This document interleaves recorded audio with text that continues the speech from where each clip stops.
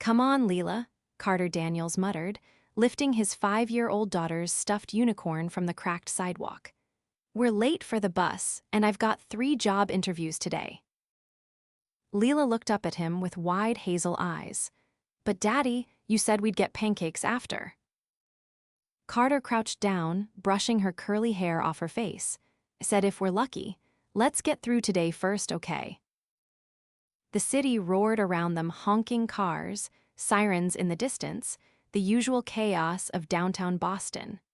Carter adjusted the strap of his worn backpack over one shoulder, holding Lila's tiny hand as they crossed the street.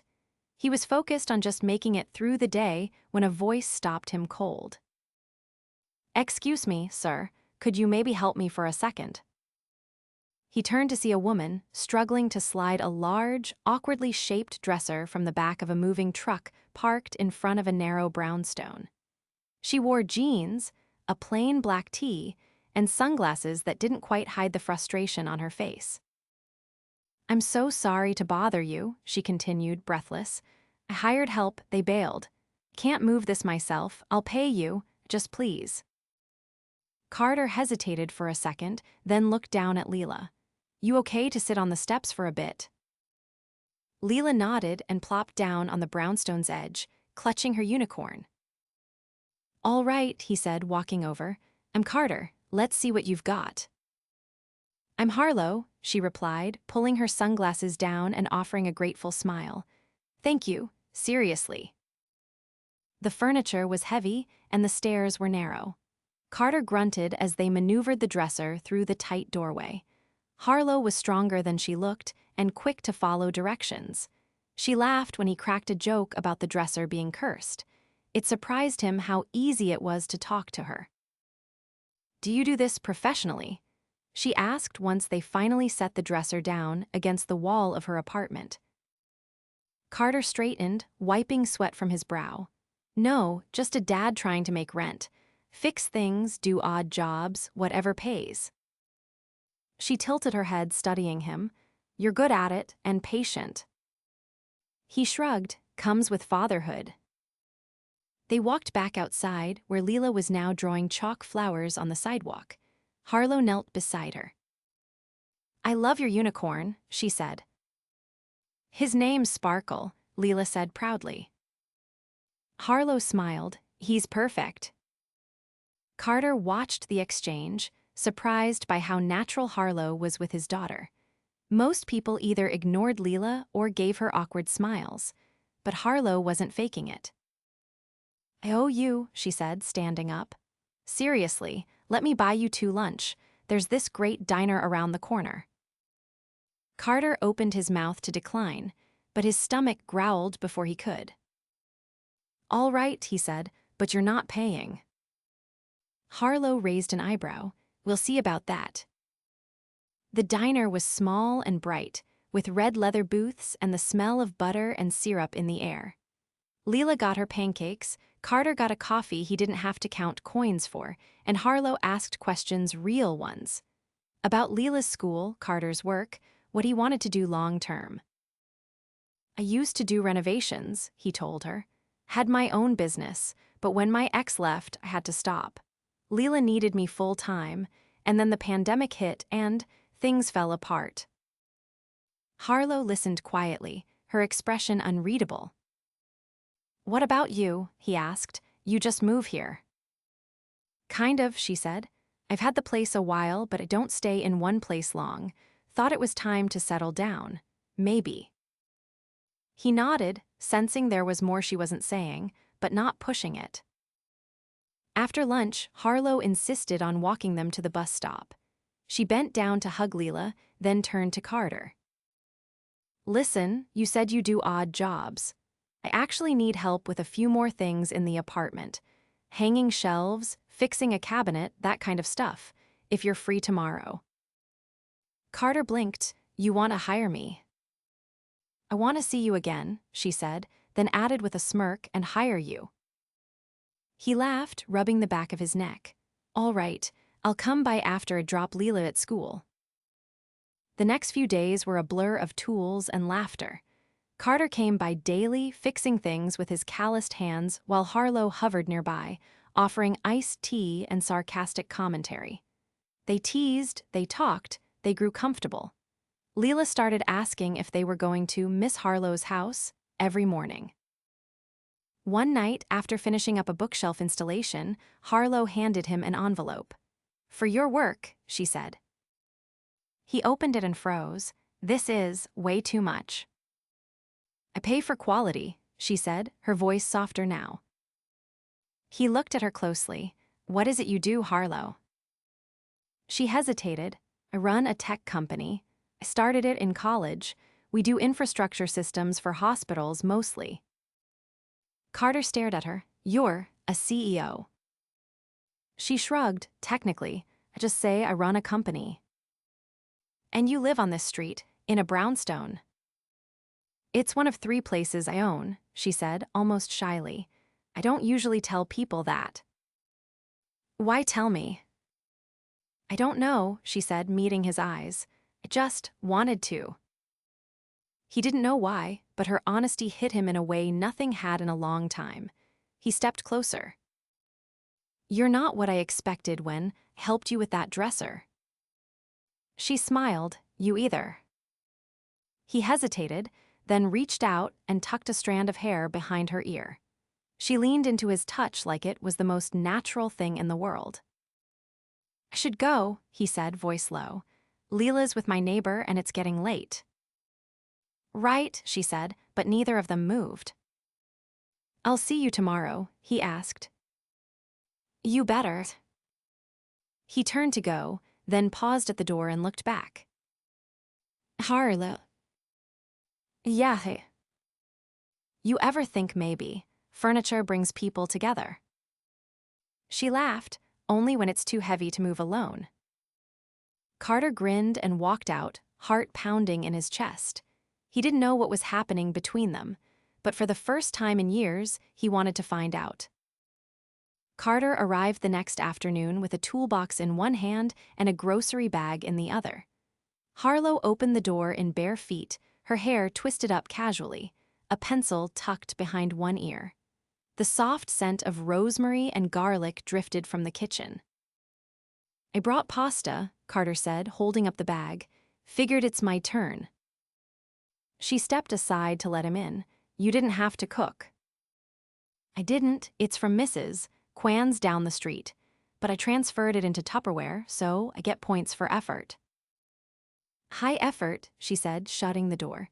"You hungry now or after shelves?" "After. I don't trust myself with a drill and a full stomach." She led him to the second bedroom she'd turned into a study. The walls were bare, stacks of books still in boxes.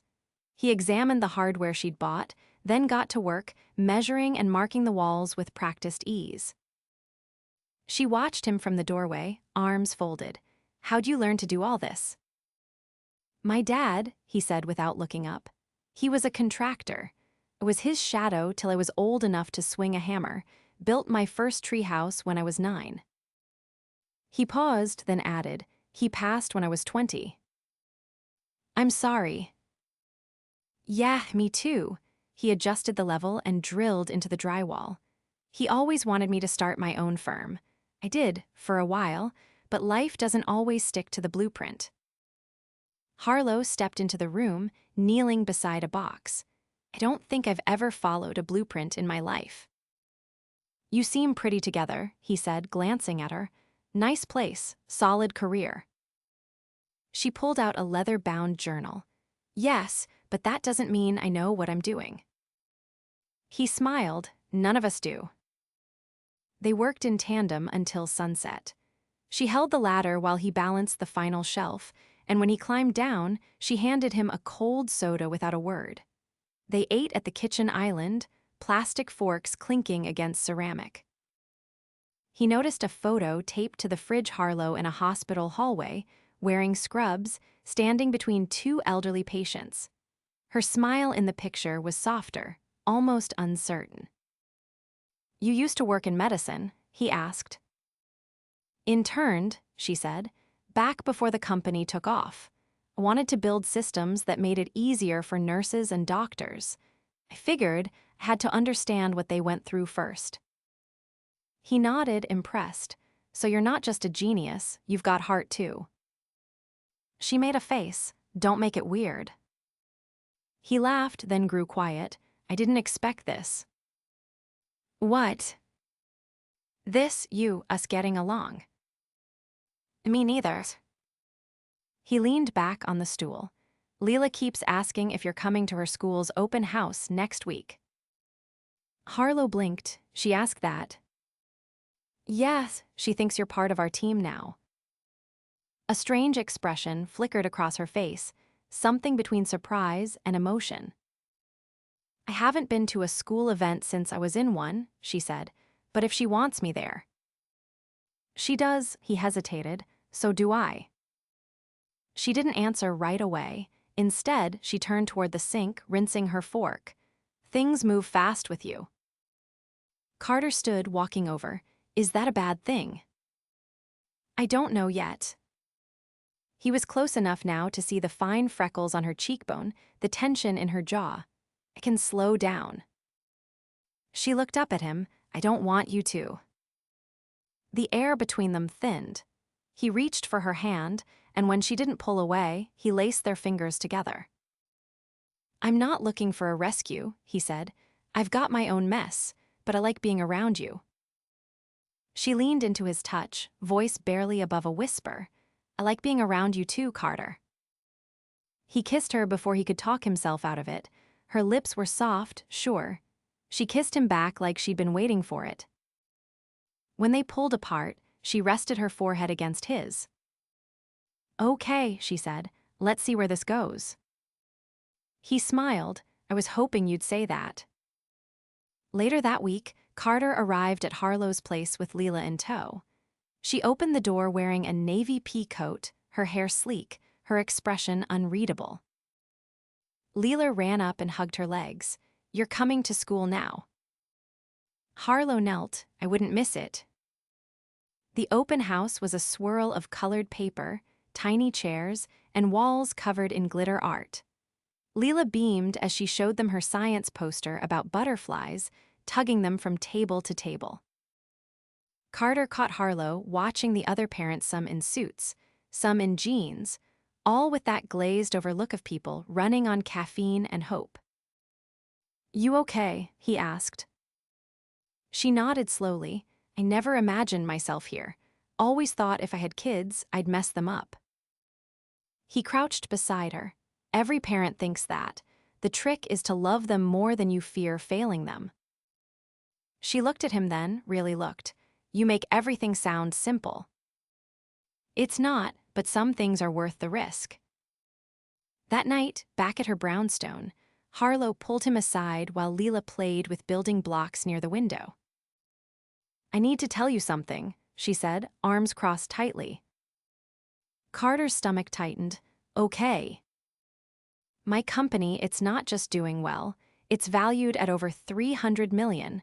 There's press, articles. I've been on the cover of a few things. Normally, I don't let people close, because they usually want something from me. He was silent for a moment, then he said, Do you think that's what I want? She shook her head. That's the thing, you never asked for anything, not even when you should have. I don't care about your net worth, he said. Care about the woman who makes my daughter smile and lets me bring takeout in Tupperware. Her eyes filled, but she blinked quickly. I needed you to know, before we go any further. He reached out and pulled her into his arms. Thank you for trusting me. Outside, the city lights flickered on. Lila laughed at something on the floor, completely unaware that her world was quietly shifting again. Carter held Harlow tighter, no longer wondering if he belonged at her side, but believing, for the first time, that maybe he did. The invitation arrived on a Thursday evening, just as Carter was rinsing dishes and Lila was humming a tune from music class. He hadn't checked the mailbox in 2 days, but now, there it was, an envelope heavier than it needed to be, his name written in elegant script. He opened it with wet fingers and read the card inside slowly. each word more out of place than the last. You are formally invited to the Thorn Foundation's annual winter gala. He stared at the embossed lettering, the gold foil, the mention of a dress code that included the words black tie required. At the bottom, in smaller print, was Harlow's name, Harlow Thorn. He hadn't known her last name until now, and suddenly it was everywhere. Carter walked into the living room, card in hand. Did you know your friend Harlow is throwing a gala in a ballroom? Lila looked up from her drawings. What's a gala? Something very fancy, he said, setting the card on the table. Later that night, once Lila was asleep and the apartment was quiet, he called her. You could have warned me. I was going to, she said, then couldn't decide if I wanted you to come. He leaned against the window, watching the city lights flicker in the distance. Why? Because it's not exactly your scene, she said carefully. There'll be press. People who track my net worth down to the cent. They'll ask questions. About you, about us. He didn't answer right away. Then, are you ashamed of me? No, she said sharply. It's the opposite. I just didn't want to throw you into that world before you were ready for it. I don't think anyone's ever ready, he said. But if you're going, I'll be there too. She exhaled into the phone. All right, I'll send someone to help with a tux. He laughed under his breath. Of course you will. The night of the gala, a black car arrived outside Carter's building. It wasn't a town car, it was a Bentley. The driver introduced himself as Marco and handed Carter a pressed tuxedo wrapped in plastic. Inside the apartment, Carter dressed slowly, adjusting the bow tie 3 times before he gave up and left it slightly askew. Lila sat on the couch, watching him with wide eyes. You look like a prince. He crouched beside her, brushing her hair back gently. You're staying with Mrs. Adler tonight, remember? I'll be back before morning. She frowned. Will Harlow be there? Yeah, he said. She's kind of the reason I'm going. Mrs. Adler knocked right on time, and Carter kissed Lila's forehead before heading downstairs. The Bentley glided through the city, past places Carter had only seen from the sidewalk. The gala was at the top of a hotel he'd done drywall work for once. He recognized the marble columns, but tonight they shimmered under chandelier light. He stepped inside and immediately felt out of place. Everyone around him sparkled. Women in gowns that glimmered like starlight, men in tuxedos that probably cost more than his rent. But then he saw her. Harlow stood at the top of the staircase in a deep navy gown, sleek and understated, her hair swept back, a pair of sapphire earrings catching the light. She looked like she belonged to this world, but when she saw him, her eyes softened, and that familiar warmth returned. I thought you weren't coming, she said as he approached. I thought about turning around, he admitted. But then I figured, if I can survive assembling IKEA furniture with you, I can survive this. She laughed, then reached for his hand. Come on, I want to introduce you to someone. They wove through the crowd, past tables covered in crystal and silver. Harlow led him to a woman in her 60s with sharp cheekbones and an assessing gaze. This is Evelyn Voss, Harlow said. She's the chair of the hospital board I work with. Evelyn, this is Carter Daniels. Evelyn extended her hand. The man who fixed your entire kitchen wall in a day. Carter raised an eyebrow at Harlow. You told her that. She was impressed, Evelyn said, and I'm always looking for someone reliable. Do you have a card? Carter blinked. Not on me. Send me your info, Harlow said quickly. I'll pass it along. They mingled for another hour. Carter met people who nodded politely, asked questions, and sometimes looked at him just a little too long. He answered honestly, never pretending to be something he wasn't. Most people moved on quickly. A few didn't. When they finally stepped out onto a quieter balcony, Carter leaned on the railing, watching the skyline. I don't belong here, he said quietly. Harlow stood beside him. Neither do I. He turned to her. What are you talking about? This is your world. No, she said. It's the world I built, brick by brick, but I still feel like I'm sneaking in the back door sometimes, hoping no one notices. He looked at her, really looked. For all her power and polish, there was something raw in her eyes. I never wanted any of this, she admitted. Not the galas, not the interviews. I just wanted to fix things, make systems work better. But the money came, and then the attention followed. And now I'm the face of something I never asked to be famous for. Carter didn't speak. He simply reached out and took her hand. I didn't fall for the version of you in the press, he said.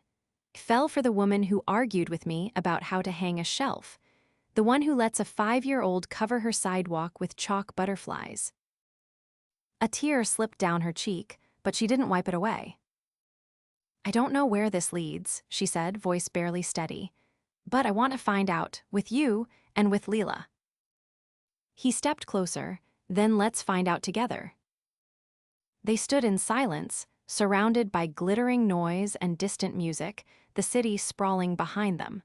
For the first time that night, Carter didn't feel out of place. He felt like he was exactly where he was supposed to be. Inside, the orchestra swelled. Someone tapped a glass, and the room turned toward a stage. Carter and Harlow stayed where they were, hands entwined, letting the rest of the world fade into the background. They weren't part of the gala anymore. They were building something else, something real, and maybe even permanent. It had been 3 weeks since the gala, and nothing felt the same. Not because Harlow had changed, she hadn't. If anything, she was more open now, more grounded than ever. But the world around them had shifted. The moment Carter had stepped into her spotlight, even on the edges, the questions started. Whispers, assumptions, and he'd done his best to ignore them, to focus on Lila and work and the quiet moments that still belonged only to him and Harlow. But quiet didn't last. He was fixing cabinet hinges in a Beacon Hill townhouse when his phone rang. It was Harlow. Her voice was tight, clipped. Don't open your email or your phone, just wait until I get there. I don't. I mean it, please. I'm already on my way. She hung up. By the time she arrived in jeans and a wool coat, hair windblown and eyes sharp, Carter had already seen the article. It had been published that morning by a tech gossip blog, complete with a photo of him and Lila leaving Harlow's brownstone. The headline didn't bother hiding its tone. Billionaire CEO playing house with broke handyman and his daughter. Carter didn't say a word. He just handed her the printout and walked back into the kitchen. I didn't know they'd go after Lila, she said, following him. I thought if I kept things private, they'd lose interest. You knew this might happen, he said, not looking at her. I didn't think it would be this fast, or this invasive. He leaned against the counter, arms crossed. I can take it, but Lila, she's 5, she doesn't even know what the internet is. I've already called my lawyer. We can get it taken down, or at least push for a retraction, and I'll increase security around the building. I don't need security, he snapped. Then, softer, I need to know my daughter's not going to be dragged through your world without warning. Harlow's face tightened. You think I wanted this? No, but you've lived in it long enough to know how it works. She blinked, then stepped back. So what are you saying? I'm saying I need to think, Carter said, because I can't let her get hurt. For the first time since he met her, Harlow didn't have a response ready. She just nodded once and left without another word. That night, Carter sat beside Lila's bed, watching her sleep. Her fingers were curled around Sparkle's mane. Her chest rose and fell in that steady rhythm that always calmed him. But tonight, it didn't work. He'd spent so long protecting her. Every job, every move, had been about making sure she had what she needed. And now, for the first time, he was considering walking away from the one thing he wanted most, not because it wasn't good, but because he couldn't guarantee it wouldn't hurt her. The next morning, he dropped Lila at school, then walked to the brownstone. Harlow opened the door before he could knock. "I can't promise you it won't happen again," she said immediately. "But I can promise you I won't stay in this world if it means hurting her. Or you." "What does that mean?" "I mean, I've already resigned from 2 boards. Told my PR team to back off. I'm untangling myself from anything that doesn't serve the life I actually want, not the one people expect me to perform." Carter stared at her. "You'd walk away from it." "I already have." She stepped aside, letting him in. "I've been thinking about it for a year, but I didn't have a reason to start changing things until I met you." He stepped inside. "I'm not asking you to give everything up." "I know, but I'm choosing to." They sat on the couch in silence for a long moment. Then Harlow reached into her coat pocket and pulled out an envelope. "I wasn't sure if this was the right time, but since everything's already upside down." Inside was a deed. "To a house," she said. "Outside the city, big yard, quiet, and it's in both our names." Carter looked up sharply. "What?" "It's not a gift," she said quickly. "It's a partnership. I want to build something real, not just with you, with Lila. I want to be part of her life, not just someone who shows up with toys and disappears when it gets messy." He didn't speak, couldn't. His throat was tight.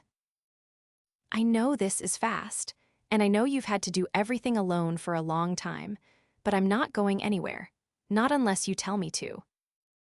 Carter stood, pacing once before turning back to her. "She loves you," he said. "She asks about you every day. And last night, when I was tucking her in, she asked if you'd still be part of her team." Harlow's voice caught. "What did you say?" "I said I hoped so." She stood too, slowly. "Then let's make it official." He frowned. "What do you mean?" She pulled a small velvet box from her coat pocket. "I know this is backwards," she said, "but I've never done anything the normal way." He opened the box. Inside was a silver band, simple and elegant. "I'm not proposing," she added.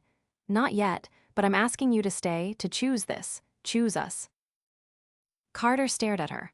Then, without a word, he stepped forward and kissed her not with hesitation, but with complete certainty. When they pulled back, he touched her cheek. "I've been choosing you since the second I lifted that damn dresser." She laughed, tears in her eyes. He wrapped his arms around her. "We'll figure it out, the press, the questions, all of it, but we do it together." She nodded against his chest. That weekend, they packed boxes not because they had to, but because they were ready. The new house wasn't flashy, and that was the point. It had creaky floors and a sunroom that Lila immediately claimed as her art studio. Carter built a swing set in the backyard with Harlow holding the ladder steady and Lila handing him plastic tools just to feel involved. Their first dinner, there was pizza on the floor, the only furniture a half-unpacked couch and a rug Lila had spilled juice on. But it didn't matter. Because for the first time, they weren't living in borrowed corners of each other's lives. They were building something permanent. And it was theirs. The late spring sun filtered through the kitchen windows, soft and golden, catching on the edge of the marble countertop Carter had installed himself just last week. The new house had taken shape faster than any of them expected. Not just the physical space, the rooms, the furniture, the swing set in the back, but the rhythm of life inside it. Lila now ran barefoot across the hardwood every morning with the certainty of someone who finally had a real home. And Carter. He still woke up some days blinking. Harlow walked into the kitchen, hair still damp from the shower, wearing a faded t-shirt that used to belong to him. She leaned against the doorframe as he poured pancake batter into a pan. "You meant it, didn't you?" she asked. He glanced over his shoulder. "Meant what?" "When you said you'd been choosing me since the dresser." He flipped a pancake and looked right at her. "You doubted me." "No," she said, her voice quieter now. "But it still surprises me. You could have walked away so many times, and you didn't. I've never walked away from something that felt right, he said. Not once, and you're the first thing that's ever felt like home outside of Lila. She stepped closer. You're not afraid anymore. I'm still afraid, he admitted, but I'm not letting it stop me. Harlow reached for his hand, flour dusting her wrist. Then marry me. He blinked. You're serious?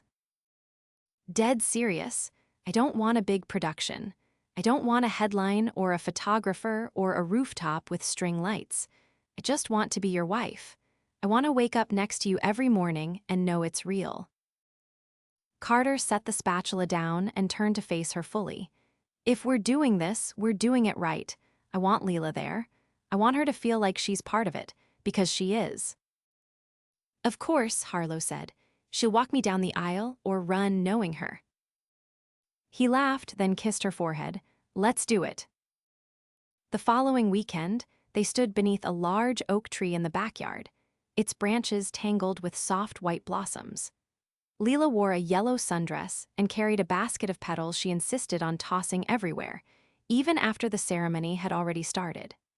Their only guests were a few neighbors, Harlow's godmother Evelyn, who now doubled as her unofficial mentor, and Mrs. Adler, who held Lila's hand when she wasn't chasing butterflies.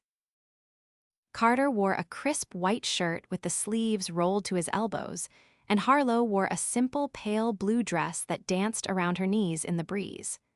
There were no vows written in advance, no speeches rehearsed. Just words spoken plainly, from people who had already been through enough to know what mattered. I don't promise perfection, Carter said, his voice steady as he held her hands. But I promise to show up, every day, for you, for Lila, for whatever comes next. I can't promise I won't still make a mess of things, Harlow replied, her eyes shining. But I promise I'll never walk away from us, and I'll never stop choosing you. They kissed to the sound of Lila's delighted squeal and the soft applause of the people who mattered most.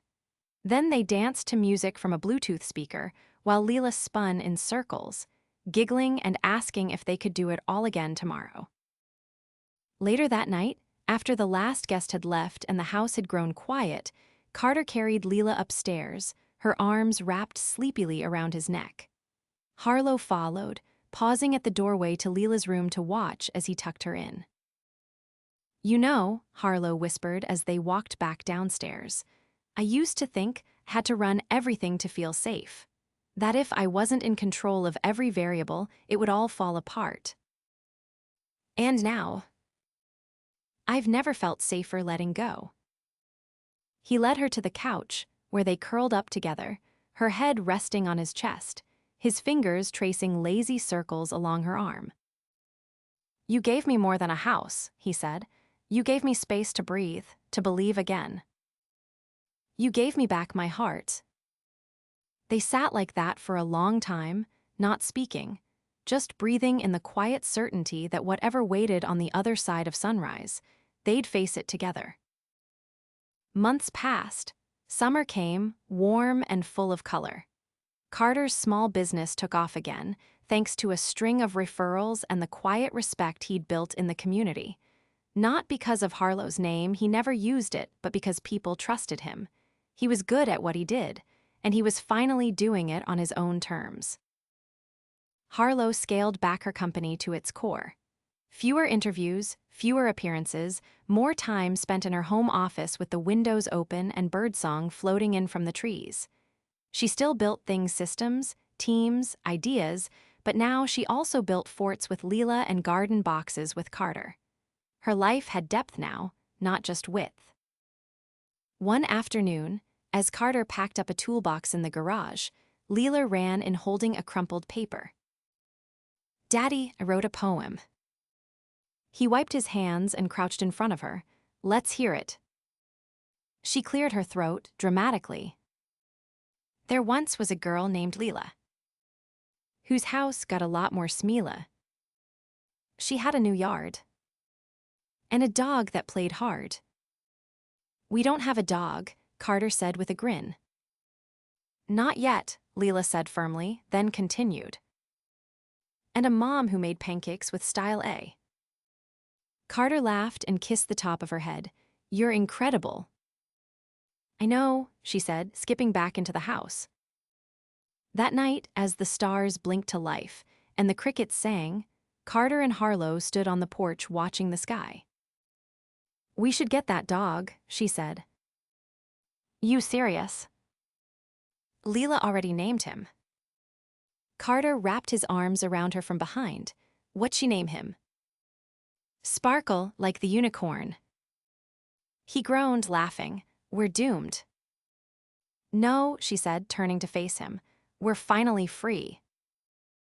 And in that moment, with her arms around his waist, the scent of summer in the air, and laughter echoing through the windows behind them, Carter Daniels knew without a doubt.